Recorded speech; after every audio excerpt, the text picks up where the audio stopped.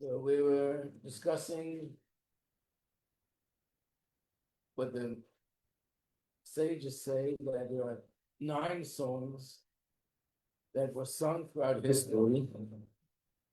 And when Mashiach comes, that's when we'll be singing the 10th song. So we went through the list of songs so far. We sang by the sea, the one that the men sang, the one that the women sang. Then there's a song Hazinu. Then there's a song that Yeshua sang when the sun was stopped. And then there's the song that Dvorah sang when they were able to defeat their enemies. Thank you so much. And I think we're on page 12 now. Page 12 in this last part. And this is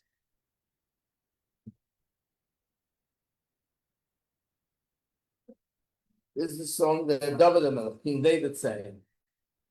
We mentioned that King David had many wars, had many enemies, and he sang songs of praising Hashem and thanking Hashem for the miracles. So we're up to page 13 here. So page 13 is from the book of Yeshayahu. You look at the bottom, it says, "This song shall be to you as the night of the sanctification of the festival, the joy of heart, like one who goes with a flute to come upon the mountains." What is this about? Which song is this? The most Mefarshim, most commentators explain it, that this song is actually referring to the songs that the Yidden will sing in the future, when Mashiach comes. In other words, the fact that we'll be singing the song in the future is based on this verse. The fact that it's going to be the 10th song, that's what the sages wrote. But the words are, "This song shall be to you like the night of the sanctification of the festival." So most Mefarshim say it's referring to the night of Pesach. The night of Pesach, we even sang a song of praising Hashem. In fact, Hallel, which we say today because it's Rosh Chodesh, and we say it at every festival, begins with the words,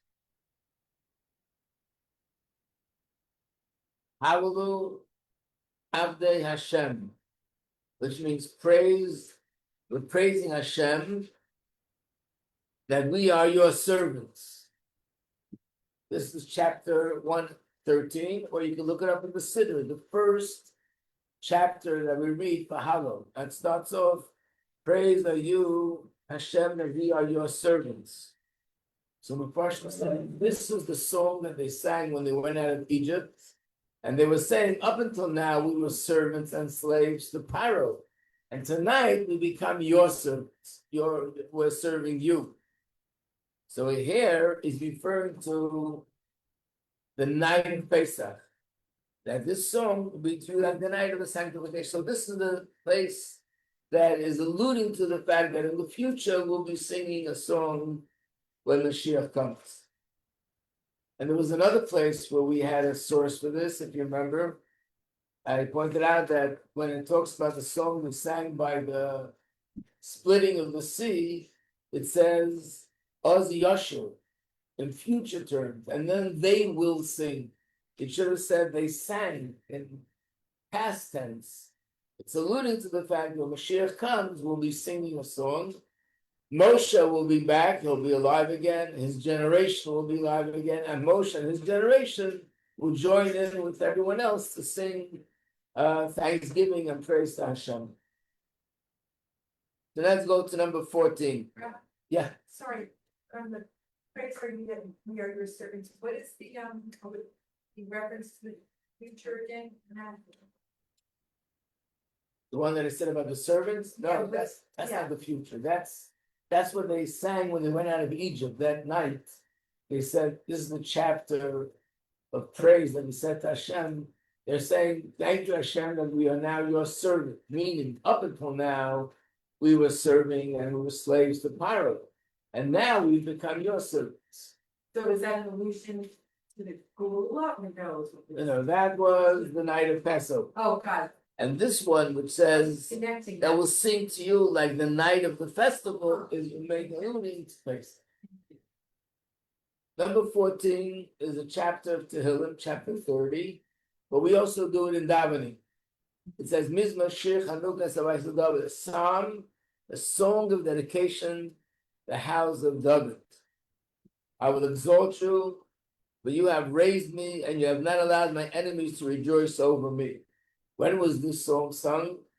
This song was sung when they built the Beis Hamikdash. They built the temple in Yerushalayim. They sang this song, and that's what it means, the dedication of the house of David. Why is it called the house of David? The one who built it was actually his son, Shlomo HaMelech, and Solomon. And the answer is because it says that even though Shlomo HaMelech actually built it, but the one who prepared everything, all the plans, and everything that was prepared was by, by Hashem inspiring him through prophecy, telling him what to build, how to build. All the plans were done by David HaMelech and Shmuel HaNavi. So really, that the Beis Hamikdash is sometimes referred to as the house of Shlomo, and sometimes it's referred to the house of King David, David HaMelech. And what does it mean by these words? You have raised me and you have allowed me, my enemies to, not allowed my enemies to rejoice over me. The simple meaning seems to be that we overcame all the enemies who tried to get us out of Israel and not to be able to be in the land of Israel. And we were able to defeat them, and now we're settled and we can build the Beis Hamikdash. But there's also another interpretation of the Medrash. Make a bracha, baruch atah, and then lay more shackle. It says an interesting thing in the Medrash that when Hashem created the world, the angels came to Hashem. I guess these were prosecuting angels, and they said, "Why are you creating humans? Angels are so much higher than humans, and you should be sort of dedicating yourself to us and to our service. Why humans? They're so much lower than angels." And Hashem said, no, he wants humans, and that's really what the purpose is all about. And when the Yidden received the Torah, then the angels saw, right, that the Jewish people have Torah, and now they can really reach higher heights, even higher heights than the angels. Yeah. So it's all when Hashem created the angels. Before. No, there's two opinions. One opinion is they were created on Monday, and the other opinion they were created on Wednesday. So and when they were created, they're asking. Yeah. They didn't ask before they were created.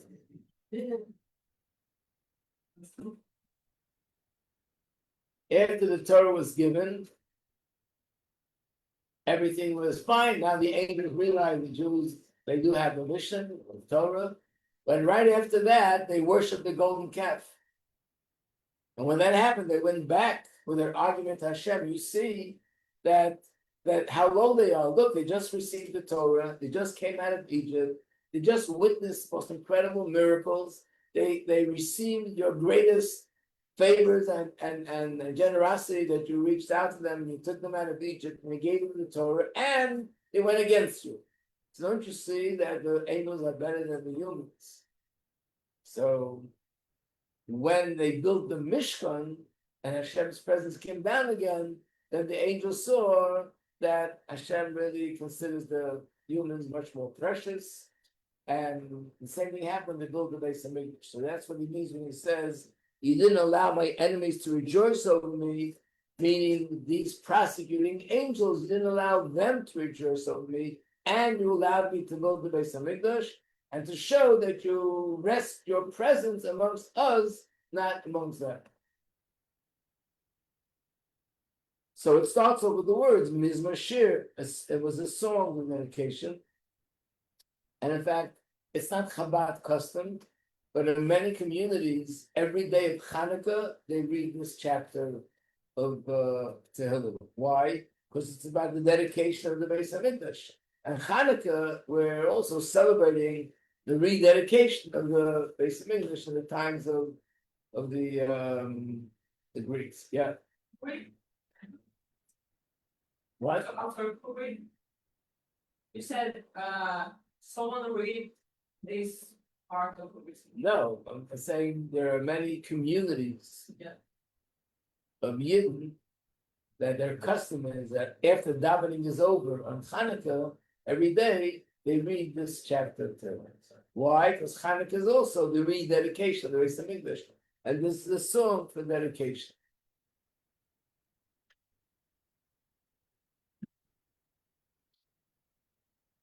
Okay, let's go to the next page. This is the final page. This is Shir HaShirim, Sher Shlomo. So Shlomo HaMelech, he wrote this book, which is called the Song of Songs. Why is it called the Song of Songs? It says that Shlomo HaMelech actually wrote over 1,000 songs praising Hashem and thanking Hashem in one way or another. But this song was sort of the crown jewel of all his songs. So it's called the Song of All Songs. Or we can say that maybe it's the Song of All Songs, even the songs we learned about before. This is like the greatest song.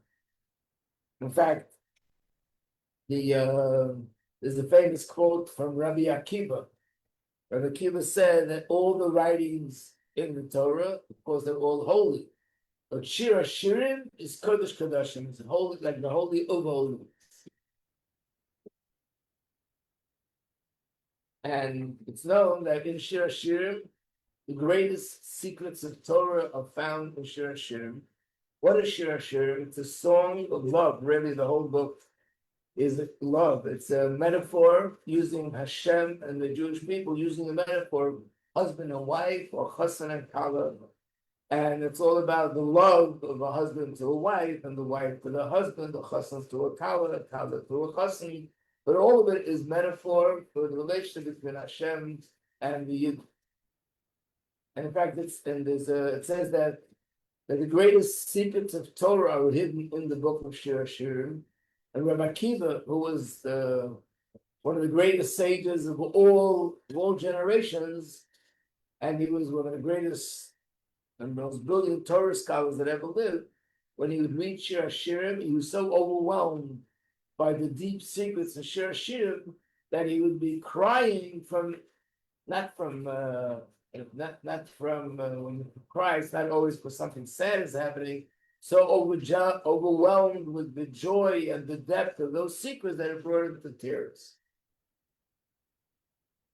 It's interesting that in Chassidus, there's commentary on different parts of the Torah.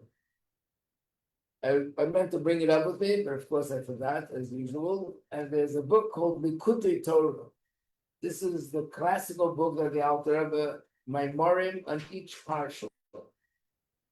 So basically, there are 2 volumes. One volume covers the book of Bereshis and the book of Shmos, and the second volume covers Vayikra, Bamidbar, and Dvarim. Altogether, it covers all 5 books of the Chumash. But in this book of the Torah, then there's another, I'm not sure how many, maybe 100 pages, and that covers one book of all the other books, which is Shir HaShirim. Again, because it says that the deepest secrets in Kabbalah are found hidden more in Shir HaShirim than any other place. It's also referred to, if we look at this somewhere on one of these lists, you should say that it's one of the 5 Megillos. Megillah means a scroll. So there are 5 scrolls, and the reason why we call it a scroll is because they're read publicly, different times of the year. On Pesach, again, Chabad, it's not Chabad custom, but in many communities on Shabbos, Chol HaMoed of Pesach, they read publicly the book of Shir HaShirim, the special tune. On Chol HaMoed of Shabbos of Sukkot, they read publicly the book of Koheles, which is in English they translate as Ecclesiastes, which is also the writings of Shlomo HaMelech. On the Yom Tov Shavuos, we read publicly the book of Ruth, because King David is a descendant of Ruth, and therefore read the whole book of Rus on Shavuos. Purim, we read the book of Esther. And on Tisha B'Av, when we mourn the destruction of the temple, we read the book which is called Eicha. In English, its translated as Lamentations. It's a book where the prophet Yirmiyahu Navi is lamenting the destruction of the Beis Hamikdash. So these are 5 books that we read different times of the year. But one of them is Shir Shir, and we read it on Pesach. And why do we read it on Pesach? Because Pesach is when Hashem showed us His love in the most open, revealed way. Took us out of Egypt, performed all these miracles. And every step of the way, there was another miracle. Just walking down the desert, there was a cloud in front of us and a cloud behind us and a cloud on top of us. And walking through the midbar, miraculously things were straightened out. The scorpions were killed. Every moment there were miracles, which basically means Hashem was embracing us with His love in the most open way. So that's why we read this book, which is all about Hashem's love. There are certain customs that Hasidic Jews and Sephardic Jews read it every Friday afternoon before Shabbos. And it's because it's the custom stems from the Arizal. That's why it's mainly Sephardic Jews or Hasidic Jews who go by the Arizal. Okay, so this is the list of all the songs. And what we're saying is that when Mashiach comes, of course, we'll be singing the song, thanking Hashem and expressing our gratitude that finally the Golos came to an end, and we're over with all those negative things. But that song will be considered the 10th song. So again, there's no doubt that throughout history, people thanked Hashem for different miracles that occurred, and there are thousands of stories that happened along the way where people were in danger and they were saved. But I guess we're talking about miracles on a much more global level, big miracles, and miracles that they all had to do with sort of, had to do with the general journey of the Jewish people as a whole collectively. And certainly the culmination of all that would be when Mashiach comes, will be the 10th.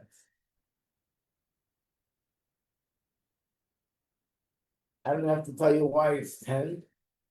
You know already that once you study Chassidus and you learn about the 10 Spheros, so that's the answer why there are so many things in Judaism that are connected to the number 10. Because according to Kabbalah, everything in the world is made up of 10 components. Those 10 components are the 10 attributes of Hashem. So therefore, for something to be complete, we find in many cases you need 10. And so the commandments initially were given as 10 commandments. When Hashem created the world, He also said 10 utterances. And then if you look in Pirkei Avos, there's actually a whole list of a number of things that happened with the number 10. So this is one of the 10 songs. Mashiach comes, that'll be number 10.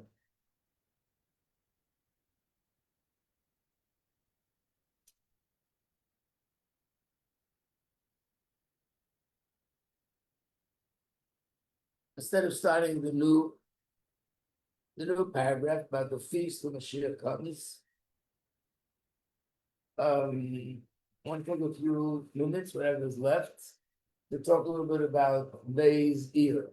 So this Sunday is a very important day on the Hasidic calendar, and that is Chabad Hasidim, that on Sunday, which is the second day of Ear, but today is the last day of Nissan. So Hashem has really today's last chance to bring Mashiach in this month. Can't delay this anymore. Tomorrow is also a Shvat, but it's the first day of the next month, Ear. And the second day of Ear, which is going to be Sunday, is the birthday of the Rebbe Marash. Every Rebbe was a continuation of the Rebbe before. It's one chain. Each Rebbe is another link in the chain. Each Rebbe continued with the teachings of those that preceded him and just took those teachings, spread it even further. And therefore you see how everything amongst all the Rebbes of Chabad, everything is, they're all similar and they have so much in common. But nevertheless, each Rebbe has something unique, which is specifically connected to that Rebbe. What was unique about the Rebbe Maharash is a number of things, but one of them that stands out more than anything else is a saying that he said in Yiddish, and that is, and you've not probably heard many times, two words, l'chatchila ariba, but it's a complete phrase. The complete phrase is in Yiddish that out there in the world they say that if you can't go under, then you go over. And I say that to begin with, you go over. You don't even try to go any other way. And what does that mean? I'll first explain it generally, then I'll go into some details. Generally speaking, it means that throughout life and anything we want to do, we always find obstacles in the way, whether a person is moving forward spiritually or a person moving forward in personal things, financially, career, your relationship. There's always little bumps in the road, things that get in the way, and you need to overcome them. So there's two ways to overcome all obstacles. It's a general approach. One way is that you just overpower it and push it out of the way, and you move forward. And the other way, which is what the Rebbe Marash is saying, is that the proper way, the better way, is not to push it out of the way, but to ignore it, to dismiss it, and just keep moving forward. And you'll see that if you dismiss it and you don't pay any attention to it, and you don't give any strength to it, it will no longer be there in your way. Of course, it's very general, practically speaking. What does that mean?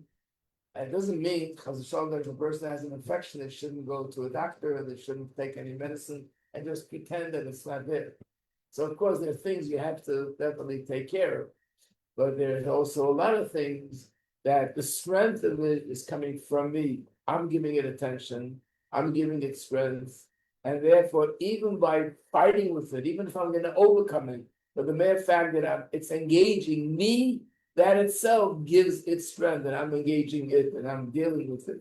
And there's certain things that the much better way, the much stronger way, the much more effective way of overcoming it is by simply ignoring it and dismissing it and just moving forward. Now, the Rebbe Marash himself is also known for another thing, and that is that he conducted himself very different than other Rebbes of Chabad in the sense that he performed miracles in a much more open way, which was not, we actually learn about it in our other class, Hasidic way of life. But most Chabad Rebbes, of all the Chabad Rebbes, performed the miracles that they did perform was done in a much more low-profile way, in a more camouflage way. But the Rebbe Marash did things in a very open way, openly things that were clearly miraculous, and this is similar to the stories you hear about the Baal Shem Tov. The many stories go along those lines, but I'll give an example of one of the stories. And I have actually a choice to choose out of 10 of them. I think which one to say due to the time.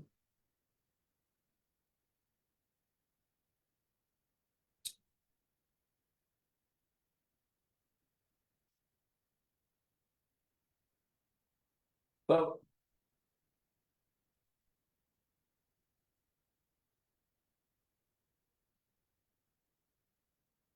one of the stories is about every day the Rebbe Marash would have, because of the health, actually he passed away at age 48, very young. And therefore he was a Rebbe not that many years. But for his health purposes, every day he would go out to be in the fresh air. He would go on a horse and wagon, and the wagon driver would take him to a certain spot, spend some time there, and then come back. It was sort of a daily schedule. One day, as they were going to the regular destination, he told the wagon driver to stop in front of a house. He walks into the house, and there were two children there. And the Rebbe said to the children, "Where's your father?" He's away. "Where's your mother?" She went shopping. "You know how to read?" "Yes." "Come, let's read Tillim." Takes out a Tillim and starts reading the Tillim with these children. And after that, he picks himself up and he's ready to leave. He goes out, then he goes back in again and says, "Come, let's say some more Tillim." Says more Tillim, and then he leaves. When he was saying Tillim the second time, the mother of the children had come back home, and she was in shock that the Rebbe is in her house. So she stood from the distance somewhere, and she was very worried. What does it mean that the Rebbe came to the house and saying Tillim with the children? In the meantime, her husband will normally goes out to work and comes back regular time. Hadn't come back yet. It was 6 o'clock, 7 o'clock, 8 o'clock, 9 o'clock, 10 o'clock. And she was very worried, especially the fact that the Rebbe came and saying Tillim. At midnight, there was a knock on the door. That was her husband. He walked in. He looked like something had happened. He was pale, and as he walked in, he fainted. Of course, they brought him back, and he told them what happened was he owned certain properties, and he went to different people that owed him money, pay rent, to just collect his rent. One of the places that he came to, the guy was drunk, and he decided, "I can't have this man come to me every month and ask me to pay rent." So he tied him up, put him in a barn, took an axe, but he wanted to take an axe and kill him and finish. He wouldn't have any more problems with paying debts, but he couldn't find the axe. So he went looking for an axe. While he was looking for an axe, his wife happened to come in that area, and he was calling for help, and she saw what's going on.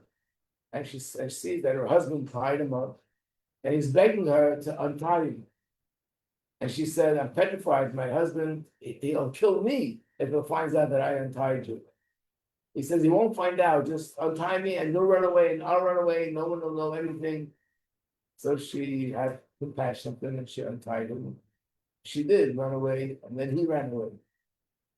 The guy came back with his axe and he sees that he's missing.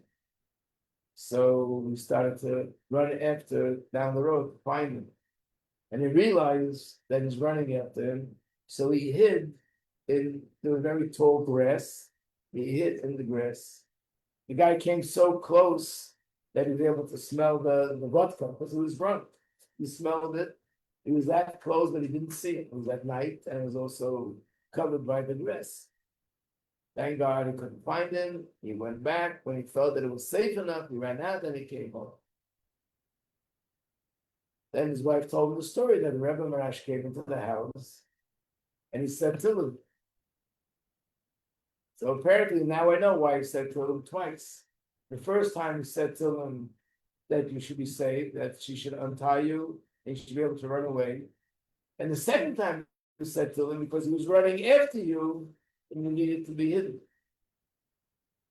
This is an example of the Chatchila Arida, but in a different context. Chatchila Rebbe meaning that the Rebbe sort of transcended the normal rules of nature. Naturally, you have no idea what's happening far away. The Rebbe openly, even though many tzaddikim were able to see what's going on in other places, they have Ruach HaKodesh, which we're going to learn about in the Hasidic way of life, what that means, but not, most of them didn't show that in an open way. And he did. And on a practical level, it means what I said before, and the Rebbe is very much into this. If you are familiar with the Rebbe's approach to life in general and to spiritual growth, and in general, even with physical health, the Rebbe is very much for not dwelling on the negative, not dwelling on the negative of other people, and not dwelling on the negative of myself, but to dwell on the positive and to reinforce the positive, and you'll see that if you reinforce the positive and you don't pay attention to the negative, eventually it'll just get out of the way. In fact, this is one of the general arguments about Chassidus. Chassidus is something very deep. Chassidus is something very deep. And one of the arguments about studying Chassidus was you have to be on a much higher spiritual plane before you can study these deep, spiritual, lofty concepts. And the analogy that was given is a very simple analogy.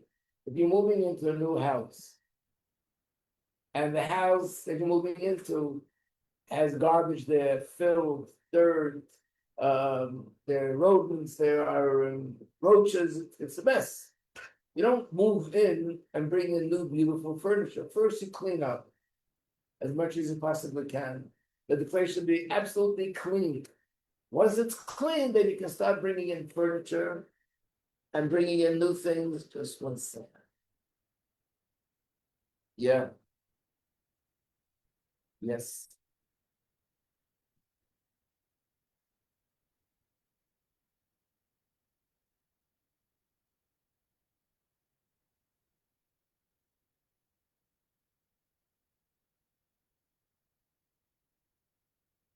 Okay, I'll send it.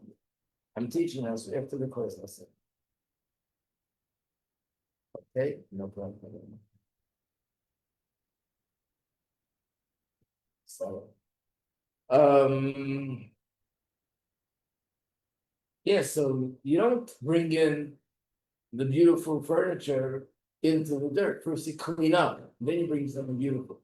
So the analogy is first I have to clean up my act, I have to become more refined.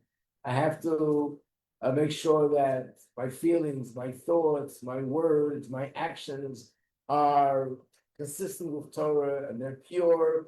And then once things are clean inside, I can think about bringing in and learning about spheres, godliness, spiritual worlds, spiritual levels, that's way up there. How can I bring that into a place that's not clean? That was the philosophy. But the Hasidic philosophy is using another analogy. You walk into a room, and the room is pitch dark. It's at night, and it's pitch dark. You want to get rid of the darkness. What do? You can't use a shovel. You don't use a bat. You can't use a vacuum cleaner. So how do you get rid of the darkness? And the answer is you don't do anything with the darkness. You just light a match, light a candle. And once there's light, or nowadays, and you probably know there's such a thing called a switch. You put the switch on the wall and the light moves up, and I didn't even deal with the darkness. I don't have to push it out. I just bring in light and the darkness leaves by itself. That means there are situations where you don't need to deal with darkness, you just deal with light and you increase light. And the more you increase light, the more the darkness gets out of the way. On a personal level, that's also true. Let's say, so if somebody who's not well and would write to the Rebbe, they're sick and they're worried about this or worried about that, and the Rebbe would tell them, stop worrying. You should have trust in Hashem and think positive. You know the term trach gut l'zayde. Think positive, picture positive outcomes, picture positive future. And if you think in a positive way and you have trust in Hashem, and instead of another approach would be to cry out and to beg and to plead, but that means you're imagining that God forbid something negative is going to happen, and therefore you're begging and pleading. Yes, we say to him, we ask Hashem, but the spirit is a positive spirit. Like I'm confident that things are going to be good, and if you have that confidence, then that itself brings Hashem's growth. And the same thing spiritual. I just want to add. Many people think you're not allowed to speak Lashon Hara, which means you're not allowed to speak about other people's negativity. But my own negativity, oh boy, I got to really take care of it. And the answer is no, even my own negativity, don't make such a fuss and don't make such a issue out of it. Try to focus more on strengthening the good that I have and strengthening anything positive that I have and anything spiritual that I have, and pay less attention to the negativity. And you'll see that if you strengthen the positive, the light, the darkness will be dismissed. Yeah. Can I tell a short story about my miracle about Marash? Okay. Small. Please do. So there are Marash said it. So they're all the Rabbi that I went, so they are all in lunch. In the bottom. Yeah, before America. So year and a half. I just want to say for those that don't know that Rebbe Marash and his father, Tzemach Tzedek, are buried in the city of Lubavitch, and that's where he visited. Yeah. So it was really a special trip for me, and I like will never forget it. And a year and a half after, I decided I want to go to America, and I by accident. So it was for like a few options of interviews to embassy like in Israel, and I chose a random date. And the week before this date, I figured out this the birth of Rabbi Marash, and I went to the embassy, and Rabbi Shem gave me so it's really special for me. That's why you're here today. Yeah. Okay. Exactly. Welcome. Okay. So that's what it means. On a day like this, it's a positive day. It's a day that full of bracha, and specifically in this area where we all could use strength in that area, because we do have a tendency always to make sort of pay attention to the negative and it brings us down emotionally, or it brings us down spiritually. So therefore, this Sunday is a day that we can make resolutions and try to strengthen ourselves in this area. Do not pay attention to negative thoughts. Remember, I told you once we had this class, you remember that I told you once that even though psychology is not so much into this, on the contrary, psychology emphasizes sit down and work it out. But somebody once showed me where the psychologist wrote, don't feed the cat. But if you feed a cat, it keeps coming back. And he said that the word cat is an acronym: counterproductive attitudes and thoughts. Don't feed the cat. And the more you feed it, the more they keep coming back. So what's the answer? Just don't feed it. Get busy with good things, with other things, and you'll see that it'll be. So it's interesting that a lot of it has to do, there's an expression, it's all in the head. A lot of it has to do with us. We magnify things, we amplify it, we make it bigger. And if we do the opposite, it becomes smaller. Okay. Have a great Shabbos. We continue, and a great Rosh Chodesh.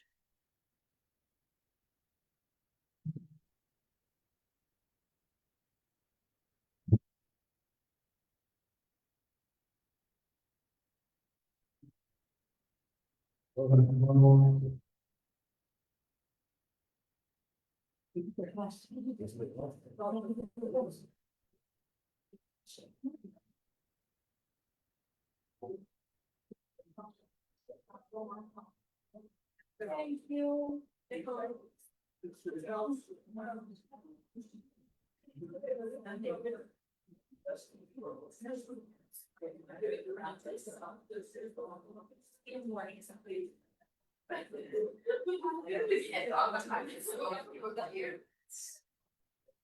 because I so trying to yeah, understand my side and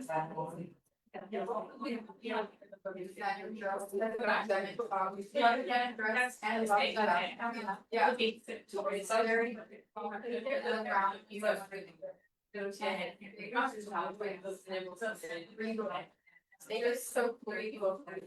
And you're like makeup. They over outfits that only she could pull off. Yeah. It's very chic and very elegant and like it's just so like it's so cool. It's like oh girl. You're giving like cool European, like don't approach us. And Abby is giving the call. Look at Abby's cute hair. Like so cute. Yeah, I love so yeah. Are we staying here? Where's everyone going? Well, he's gonna come and talk about dinosaurs.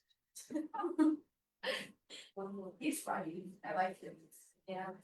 It's not always too connected. Yeah, right. Yeah, but it's too connected. I don't know, you're stuck. The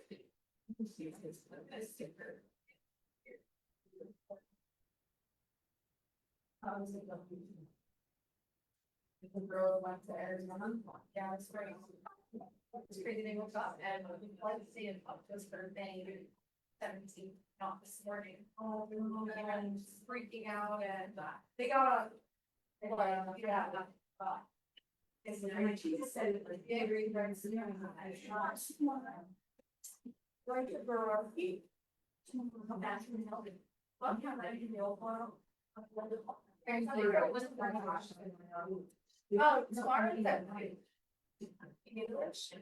Well, I was the teacher.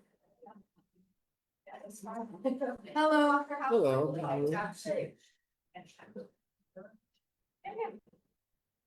Yeah, I go 80 centimeter walk.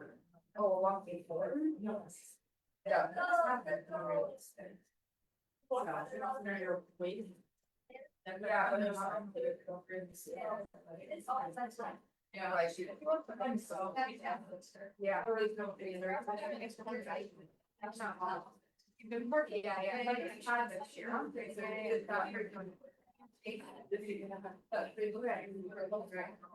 yeah.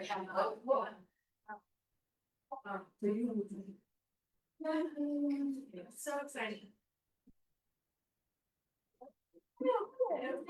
Anxiety.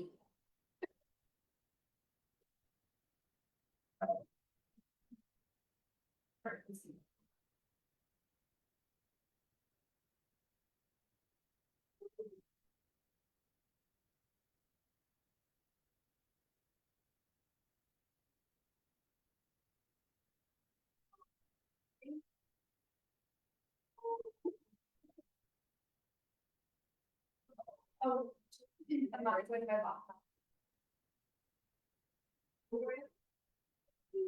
Breathing.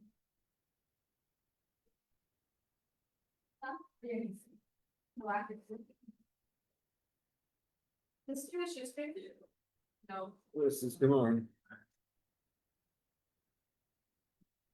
No, get off. Oh, no.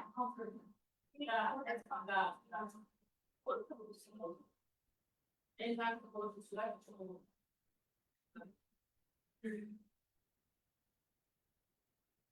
And you go up. Find out some else. You're order a break.